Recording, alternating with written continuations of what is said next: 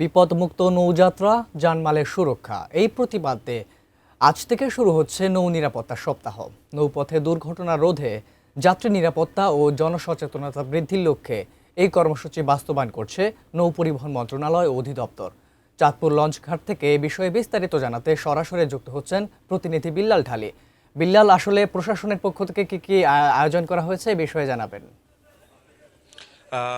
আবিদ, নৌ সপ্তাহ আজকে ঢাকায় উদ্বোধন করা হচ্ছে, যদিও চাঁদপুরে এই কর্মসূচির কোনো লক্ষণ আমরা দেখতে পাচ্ছি না।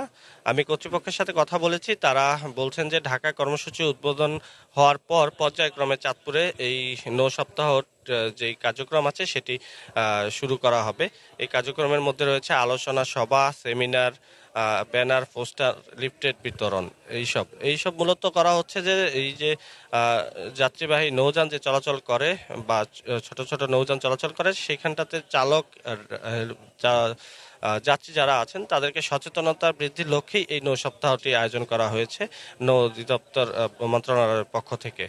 প্রতি বছরই মূলত এই কর্মসূচি হাতে নেওয়া হয় বা বাস্তবায়ন করা হয়, কিন্তু যেই পরিবর্তন প্রত্যাশা যাত্রীদের, সেই পরিবর্তন কিন্তু চোখে পড়ে না। অধিকাংশ লঞ্চগুলি 2022 সালের আইএমও এবং নৌ পরিবহন মন্ত্রণালয়ের কিছু শর্ত মেনে কিন্তু এই নৌযানগুলি চলাচল করার কথা। সেই শর্তগুলি আমরা দেখছি যে অধিকাংশভাবেই নৌযান কর্তৃপক্ষ যারা আছে তারা মেনে চলছেন না। তারা যেমন, আমি যদি একটু বিস্তারিতভাবে বলি, আমার পেছনে যে লঞ্চটি দাঁড়িয়ে আছে সেই লঞ্চটি 4 থেকে 500 যাত্রী ধারণ ক্ষমতা সম্পন্ন। এইখানটাতে যাত্রীদের নিরাপত্তার জন্য প্রত্যেক যাত্রীর জন্য একটি করে লাইফ জ্যাকেট, এছাড়াও ইমার্জেন্সি ব্যবস্থার জন্য যাত্রীদের নিরাপত্তায় নৌবোট থাকার কথা ভিতরে, এবং ইঞ্জিন রুম যেটি আছে সেটি 2 কক্ষ বিশিষ্ট থাকার কথা। অধিকাংশ লঞ্চগুলিতেই কিন্তু এগুলি পরিলক্ষিত হয় না। তারপরও নির্বিঘ্নে বিনা বাধাই এই লঞ্চগুলো, যাত্রীবাহী লঞ্চ বা নৌযান যেগুলি আছে সেগুলি কিন্তু নদীতে চলাচল করছে।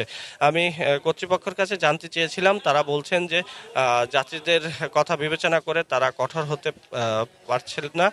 ভবিষ্যতে তারা এই বিষয়গুলিতে কঠোর হবেন। অপরদিকে যাত্রীদের সাথে কথা বলেছি যে তারা এই যে নৌপথে যাত্রা করছেন তারা কতটা নিরাপদ। তারা বলছেন যে কি কি ব্যবস্থা থাকার কথা আধুনিক এই নৌযানগুলিতে, তারা সেই বিষয়টি অবগত নয়।